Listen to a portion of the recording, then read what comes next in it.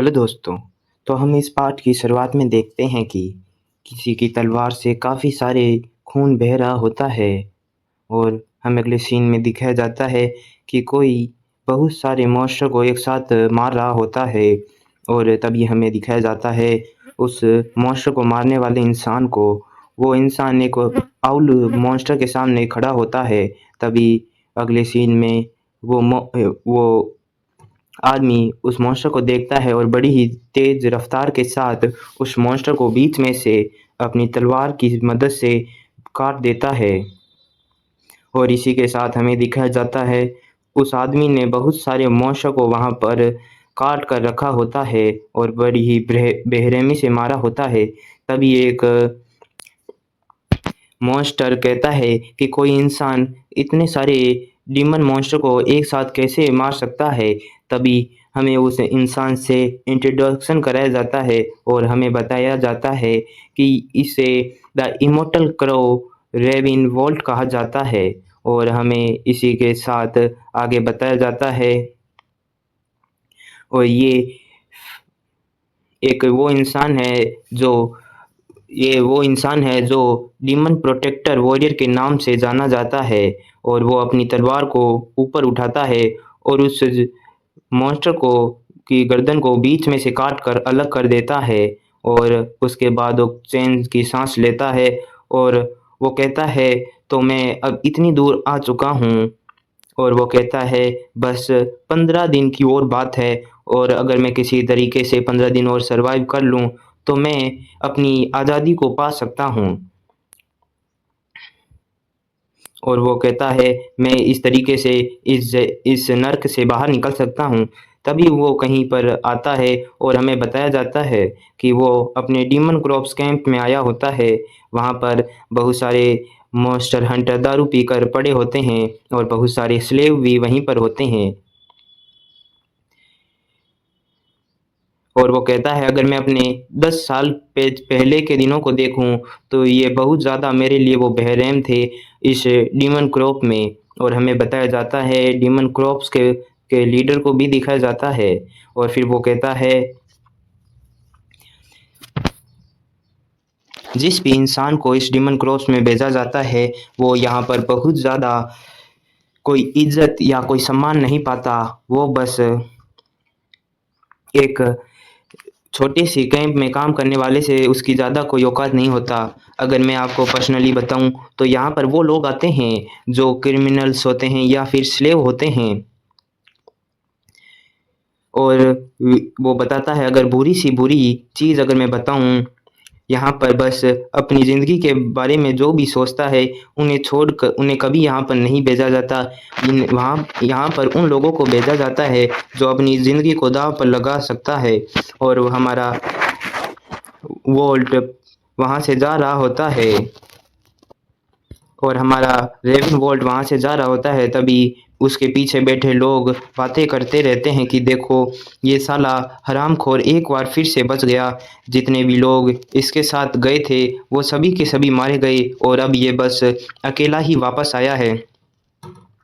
और वो सभी कहते हैं कि मैं बहुत ज़्यादा डिसअपॉइंट हूँ कि ये साला हरामखोर एक रॉयल फैमिली से बिलोंग करता है और ये हरामखोर काफ़ी ज़्यादा टफ भी है। तभी उसके सामने एक टकलू आता है और वो कहता है ज़रा देखो तो हम एक बार फिर से मिल गए। और वो कहता है क्या तुम मुझे इग्नोर करने की कोशिश करोगे फिर से और तुम्हारे पास क्या ऐसा कुछ नहीं है जो तुम मुझे बताना चाहते हो। हमारा रेविन वोल्ट उसके सामने खड़ा होता है और वो एक सांस छोड़ते हुए कहता है और वो उससे कहता है लगता है तुम अपनी ज़िंदगी को ज़्यादा पसंद नहीं करते हो और तुम चाहते हो मरना ही। ये सुनकर वो टकलू अपने दांत पीसने लगता है लेकिन तभी हमारा रेवन वोल्ट उसके पेट पे अपनी लात से अपने घुटने से मारता है जिससे वो टकलू की हालत ख़राब हो जाती है।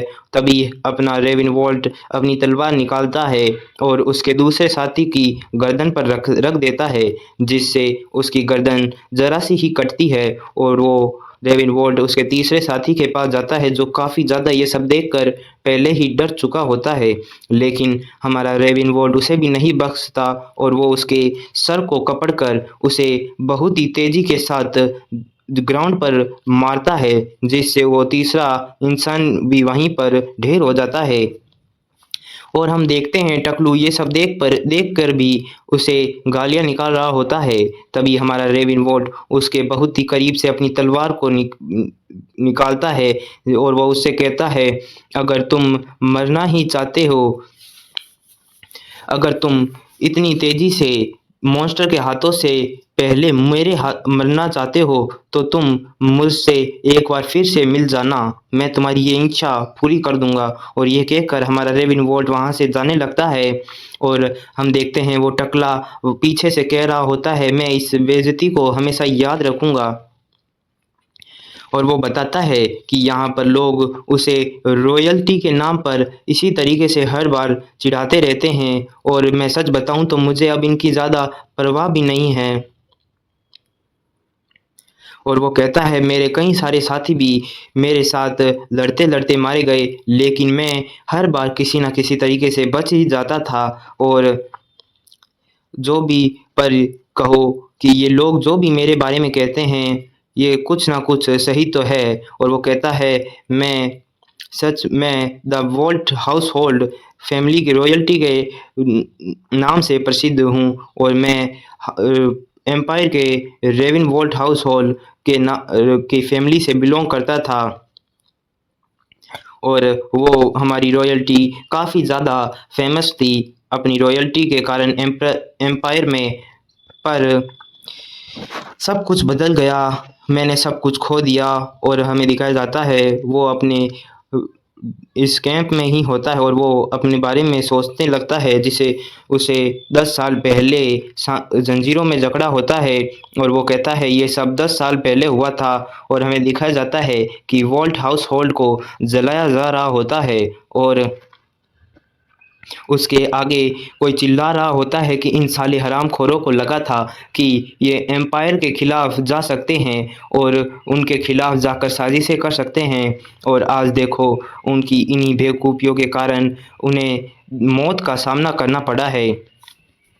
तभी अपना रेविनवोल्ट पीछे से चिल्लाता है, वो कहता है, नहीं तुम गलत हो, मेरे हाउसहोल्ड ने किसी तरीके की गद्दारी नहीं की है एम्पायर से। पर वो इंसान उसके करीब आता है और उससे कहता है, तुम सच में एक इडियट हो और उससे ज़्यादा कुछ नहीं हो, क्योंकि तुम अपनी ही गलतियों को पहचान नहीं पा रहे हो। और वो रेविनवोल्ट कहता है, ये बस एक मिसअंडरस्टैंडिंग थी दी और किसी और हाउसहोल्ड ने हमारे खिलाफ ये साजिश की थी, हम बस उनकी साजिशों में फंस गए थे। तभी वो इंसान उसके बालों से उसके सर को पकड़ता है और वो कहता है कि अब चाहे जो भी हो, तुम्हारे दोनों माता पिता अब मेरे द्वारा उन्हें सजा दे दी गई है। और चाहे हम इसके आगे इन्हें रूमर्स कहें, चाहे कुछ भी हो कहो, पर तुम्हारी हाउस होल्ड का फैसला हो चुका है।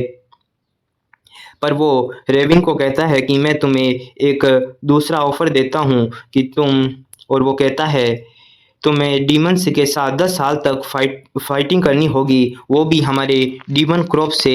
और अगर तुम ऐसा कर लेते हो तो मैं तुम्हारी ज़िंदगी को बख्श दूंगा। और वहाँ पर सभी लोग बातें करने लगते हैं, ये सच में डीमन क्रॉप्स में जाने की हिम्मत करेगा। वो कहता है कि ये एम्पायर की सबसे घटिया क्रॉप्स है, जहाँ पर बस बारबेरियंस, क्रिमिनल्स और स्लेव्स रहते हैं। क्या एक रॉयल्टी का बच्चा वहाँ पर सरवाइव कर पाएगा? ये तो सचमुच वोल्ट हाउस होल्ड का अंत है। और ये सब सुनकर हमारा रेविनवोल्ट अपने दांत पीसते रह जाता है। और फिर हमारा रेविनवोल्ट कहता है, अगर मैंने 10 साल तक लगातार डीमंस के खिलाफ फाइटिंग की, तो क्या तुम मुझे छोड़ दोगे? तो ये सुनकर वो इंसान कहता है, अगर तुम सच में 10 साल तक वहाँ पर डीमन क्रॉस में सरवाइव कर पाओगे, तो मैं तुमसे वादा करता हूँ, मैं तुम्हें अपनी ज़िंदगी को वापस लौटा दूंगा और तुम जो चाहे वो कर सकते हो। और वो ये सुनकर रेवेनवोल्ट कहता है अच्छा ठीक है। और वो उसके सामने चिल्लाते हुए कहता है मैं सरवाइव करूँगा इन 10 सालों में और वापस आकर मैं अपने वोल्ट हाउस होल्ड को फिर से रीबिल्ड करूँगा। और ये सब सुनकर वो अपने वोल्ट हाउस होल्ड की ओर देखते हुए कहता है मैं ऐसा सच में करने वाला हूँ, चाहे मेरी जान ही क्यों ना चली जाए इसी में। तभी हमारा सीन प्रेजेंट में शिफ्ट होता है और वो कहता है मेरे बस अब कुछ ही दिन और बाकी रहे हैं अपने इस जेल को इस तरह के इस नर्क से निकलने के लिए, और ये सब कुछ बहुत ही जल्दी अब ख़त्म होने वाला है। वो अपनी आंखें बंद करता है और वो सोचने लगता है कि जब मैं पहली बार इस डीमन क्रॉप्स में आया था, ना मुझे फाइटिंग करनी आती थी और ना मुझे किसी तरीके का एक्सपीरियंस था, पर ना जाने मुझ में किस तरह की भावना थी। मैं लगातार मॉन्स्टर को मारते रहा और मैंने हर बार किसी ना किसी तरीके से सरवाइव तो कर ही लिया था और मैं बस एक बच्चा था। और आज मैं अगर खुद को पहचानता हूँ तो मैं बस एक डीमन हंटिंग मेंबर कोर्प्स का एक मेंबर हूँ इन 10 सालों में। और वो कहता है अब मेरा अगला मिशन बस लार्ज अमाउंट में डीमंस को मारना है और ये मेरा आखिरी काम होगा जो मैं करने वाला हूँ।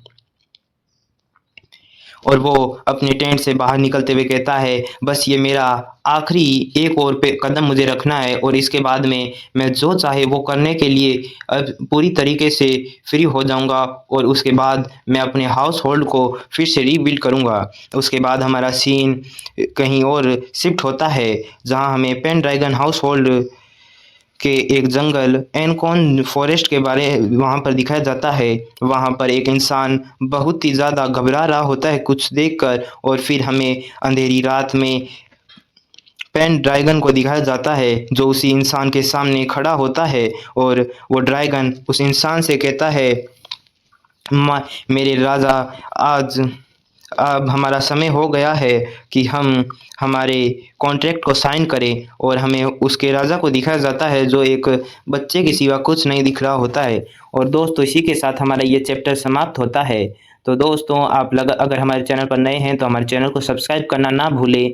और अगर मैंने ये नई सीरीज़ को अपने चैनल पर अपलोड किया है, अगर आपने मेरी पुरानी सीरीज़ नहीं देखी है तो आप हमारे चैनल पर जाकर देख सकते हैं और हमारे चैनल को सब्सक्राइब करके अपना सपोर्ट मुझे दिखा सकते हैं दोस्तों। और हमें आपके सपोर्ट की बहुत ज़्यादा ज़रूरत है दोस्तों। अपने दोस्तों के साथ इस सीरीज़ को ज़रूर से शेयर कीजिएगा।